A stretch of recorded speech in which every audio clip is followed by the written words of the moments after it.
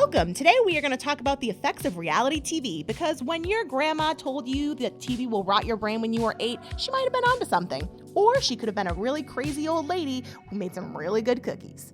You're listening to Open Here, a podcast produced by PACTV. I'm Tiff Phillips. Let's get started. Melissa. Tiff, you let me come back. Oh my gosh, I'm so excited. So Melissa ran our teleprompter, and now she's here to grace us with her presence and I've her been knowledge. elevated from the corner. You're amazing. The And darkness. we are so compatible. We couldn't fight it any It's longer. so scary. So scary. They let us out of our little offices. They do. Oh yeah, for those who don't know, we are office neighbors, and we just yell at each other from through the walls. It's fun. It's fantastic. So today we are going to talk. Holy Kardashians! We are doing a reality TV show. I'm so excited.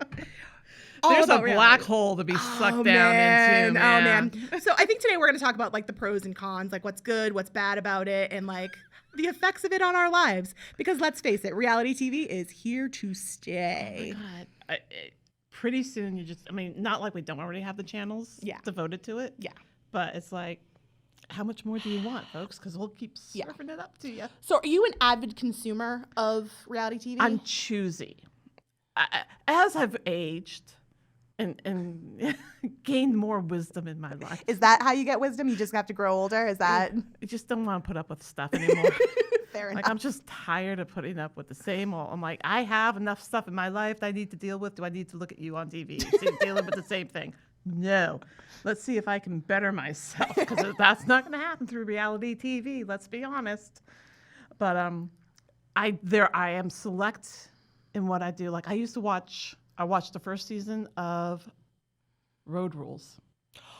Oh, right. So yes. The advent of reality TV. I was a huge I was so into Real World.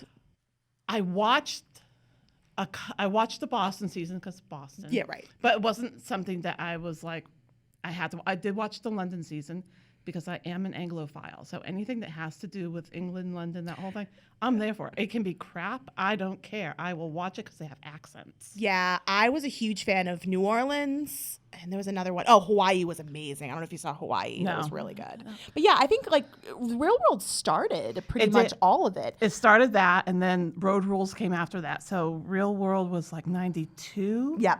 And then Road Rules was 95. And then they used to do the challenges. Right. And actually, like, I was looking up, the history of reality TV. So what did it say? Okay, so Cops is the longest running reality series. Fair, yeah. But that just ended a couple of years ago, 2 years ago? I think so, yeah. But still, it's still on. It's still valid. It's still appropriate. So then Real World was 29. The Challenge was 23. Mm-hmm. And then Road Rules didn't make it up there. But funny thing is, Mark Long, who was on the first season of Road Rules, is now on Worst Cooks in America on the Food Network channel. Like the celebrity version? There's a celebrity version, and he's doing okay because this is what he does. Man. He goes around and he talks about like reality TV. So this is your life 30-something years later. I mean, so there's different categories. We're going to discuss a couple of categories of it. So let's start with like the talent shows, the America's Got Talent, The Voice. I know, right? I actually really liked the idea of The Voice. I liked the idea of, for those of you who don't know, who have never seen The Voice, if you've been living under a rock, that's fine. We still love you. But it's a challenge where contestants go up, they sing, but the judges' chairs are in reverse. So it's blind. Yes, exactly. It's a blind audition. So they have to ring the button, and then they can choose which team they want to go with, usually. Or you get sent back, come back next year, and we'll hear you again. Sure. Okay. That has happened. I like the idea of that we're not judging people based on looks. Right. Do you think those talent shows are rigged? I want to say no. In my heart, I want to say no. What I liked about The Voice is they had their backs turned, but they could be influenced by the audience. So what I liked is when they didn't have the audience there over the past couple of years, so they couldn't be fed off of that. Right. And so it's a more truer version of what they want it to be. Right. But I think you can rig it by song choice. Yeah. So I don't know what the contracts are in regards to song choice, because I'm assuming they only have a select catalog to choose from, and, copyright and performance issues and all that. But you have to have talent you have to have a modicum of talent Right. in order to do this. Yeah. Because I really don't see any crap people on there, as opposed to the other talent show, American Idol, Yeah. or America's Got Talent, which America's Got Talent, that's my favorite. My in-laws watch it and it's always on, and I'm just like, I just can't get myself into it. I was a fan of The Voice for the first 2 years, and then I was just like, I can't do it. There's just some weird stuff that happens on that show. I'm gonna pet my dog while doing a hula hoop and blowing bubbles at the same time. This is my talent. Right. I'm going to Vegas. But there are some gems there. Sons of Serendip. Oh, who's the our girl? local favorite group. There was a girl that I absolutely loved on there, Grace Vanderwall. She was incredible. She was and then the one from last year who didn't continue, she came on. Oh, I can't remember what her name was. She went by Lark. Song I Walk know or who you're something. talking about. Yeah, and, yeah. And she went on with the cancer, and she was really, really good, and she ended up passing away. Yeah. But I think there are stories, and there are gems. Yeah. As in life, there are always gems. Right. And you have to search for them. Speaking of gem, let's move on to dating shows. Finding your one true gem. I'm not a fan of the dating No, shows. I can't. Stupid. Yeah. It's all scripted. It's Right. unscripted. But quote unquote. Yeah. I just can't. I'm glad we both agree on this, so maybe we can skip it. Next. All right, we're done. Next. We're not even going down that road. All right, so we're going to talk about my favorite topic. That's the Bravo universe. Real Housewives. Now you're on the boat. Okay. Real Housewives. Oh, seriously, there's so many. So Real Housewives of New York is my favorite. And then also I love Vanderpump Rules. Those are my two. But honestly, the thing is, there's so much destruction in that way. Like, there have been suicides. There have been countless broken marriages. I think I know The 15 IRS marriages. is watching you. Who would think?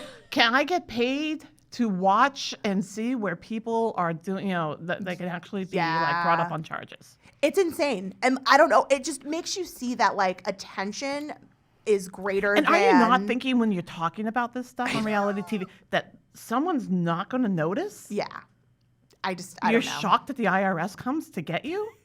There's evidence. I mean, all they have to do is just Really? watch the footage on courtrooms. Like, it's insane. I'd rather watch the Bonkers. courtroom. That's a whole other thing that we can That's a whole The other Judge Judy's of the... I'm not even going to get into that. I tell the kids, as long as you don't show up on Judge Judy or the People's Court, you're okay. That's a life goal to try to achieve. There have been some local people on them, I will say. And I turned one time, I was like, I know that person. And I'm like, okay. And I could walk away. It was really... I watched this one where an older woman was on Judge Judy and she like bit into a pretzel and she brought the pretzel and the tooth with her. And she's like, I want, restitution for my emotional distress. And Judge Judy was like, out. In her own Judge Judy No. way. In her own... She grew her hair. She looks very lovely. Her and her frilly lace. All right. So we talked a little bit about Bravo, but like Kardashians. Nope. There's Sorry. so many things to say Nope. about the Kardashians. So yeah. they ended and now they're back on Hulu. Because you want them back. I never asked for them to come back. In your heart, Tiff. I never In your asked. heart of hearts, you wanted them back. No. Because subconsciously, you missed that. Yeah. It's the voices for me. Like, it's the absolute like, I can't. And, okay, which one? Because I know them, so. They all have the same voice. Chloe, Yeah. I don't recognize anymore. Oh, no, she's a mannequin now. She's a mannequin now. But she was gorgeous before, I think. Right. Oh, she was beautiful. Yeah, and she's still pretty now. I don't want to talk. I'm not going to body shame anybody. No. But it's like the idea is that how many people have to tell you you're a certain way before you change. Like, just be you. They could be, and I appreciate that Kim, is working with her, the law degree, that whole thing. And she actually has, like, valid fights that she wants to fight. Yeah. And I appreciate that she actually studied and tried it a couple of times before she got it. Like, I'll respect. And that's normal. I've worked with lawyers before. It's the idea of the Kardashians that drives me crazy. It's the idea of these just very attention-seeking folks who make you feel bad about yourself for just being an everyday human. You know what I mean? I just can't. I don't know. I got sucked in once because what was I? Oh, the wedding to Chris. Oh, and they broke up like 2 days later. Yeah, it was like a week later or something like Yeah. that. It was like, yeah, we're done. I don't understand in my simple reality that I have how you can like go through all of that. Like really. And the pomp and the circumstance and then be like, yeah, we're done. Yeah. I mean, and I know that wasn't probably working out anyway. I mean, it's how not much like they did were she get word paid Well, to get and- married? It was like $10 million she got paid to actually get married. I mean, no one gave me $10 million for marrying Sharon. That's rude. Like, where's my $10 million? And it's legit. We're going to last. So it was Exactly. it was a worthy investment, but whatever, it's fine. But you had more fun. Oh, we had a great time. Yeah, see? So would you ever be on reality TV yourself? No, are you kidding? Come on. You'd be No. really interesting. Yeah, You don't want to be a no. real housewife? Real Housewives of Plymouth? There's a TikTok video to be made of that. a whole man. nother That's a episode. whole series that we could just do on that. No, because no one needs to know what my life is about. And I don't need to share all that. And I'm like, why? Yeah. Why? No. No. Yes. No. I tried out to be on Bad Girls Club. You love me. Okay, my 20s were a weird time. I was in a very weird headspace. I can't help it. So I made it to the second round, and then they were like, no, we're good. So it's a very weird process. For those who don't know, Bad Girls Club is they put a bunch of like rebellious women in a house and they fight each other. And that's pretty much the premise of the show. And I was really into it at the time. And it was more of a joke than anything. I wasn't really serious. What would you have done if you got on? Oh, I would have probably declined. That's terrifying. It's terrifying. It's bad enough I'm on TV now and still terrified of cameras. But to be put in that situation, I mean, some of it's scripted, but at some point you're going off script. Yeah.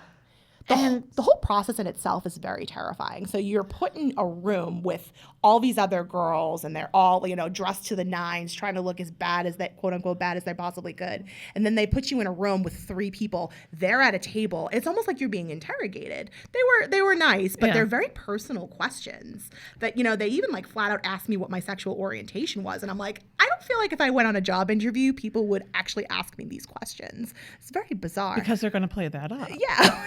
It's reality. I mean, Tiff. I know, but I really didn't know what I was in for. And I only made it 2 rounds, and it was interesting. And I have a story to tell at parties, so it is what it is. Oh my God. But in my current life, if someone asked me to be on reality television, I would tell them no, because it would consist of me sitting with my wife on the couch with our cats, Yeah. watching Lost in Space. It'd be me driving, my daughter around to everything, and Mom taxi. That's what it's gonna be essentially, called. yeah. The older one is all set, so he doesn't need that anymore. But it's just like, or trying, walking through Market Basket aimlessly, trying to avoid the bumper cart situation. And So why do we do it? Why do you think we watch? okay, so bored, because you have 1 million channels and 18 million streaming services, and you can't find anything on because all the movie channels are playing the same darn thing. And because I binge watched everything in a day. Right. Well, and that's a whole other issue, binging versus episodic TV. And then you kind of get sucked in because either you relate to the characters somehow, or you love to hate them. Yeah. So there's like that emotional attachment that you get to them. Right. But that, or you're kind of like invested if it's like a game voting show, Right. like American Idol. Like, I want my person to win. They're local. I like them. I know them. Right.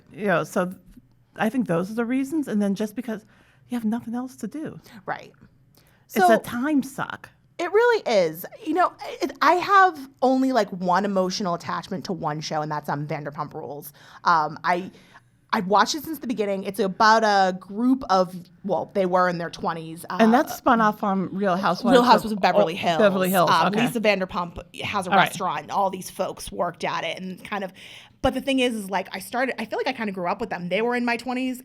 They were in their 20s. I was in their 20s. And wow, I don't know why words were escaping me just then, but here we are. But yeah, so I felt like I kind of grew up with them, and I followed them on social media. Emotional about They've them. all had babies and got married, and I felt like I was a part of that. And like, I know, my wife makes fun of me all the time. I get it. I totally get it. But Well, no, but it's like, Jersey Shore keeps coming back, that I people could leave behind. people are attached to them. I love and want to stereotypes. see how bad they still are Right. because it's the Jersey Shore. But we still watch. We still watch. Do you have any what do you think you learned from reality TV? I think I learned that authenticity is important. Okay. Because these people aren't their real selves.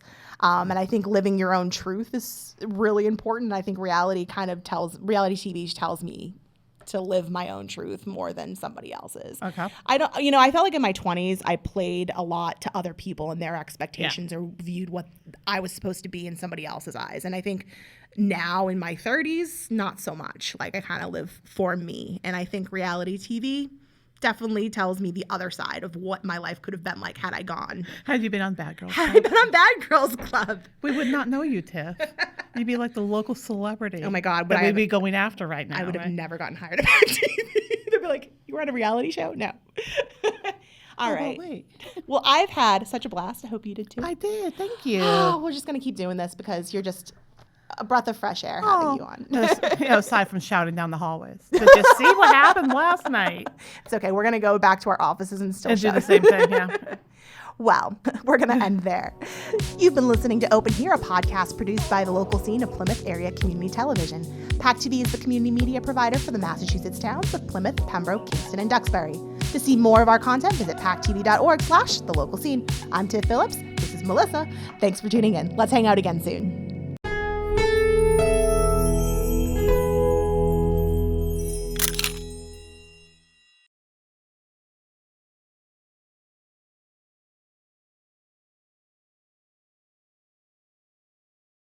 Hi friends, if you like this video by The Local Scene, share the love and give it a thumbs up. Don't forget to subscribe.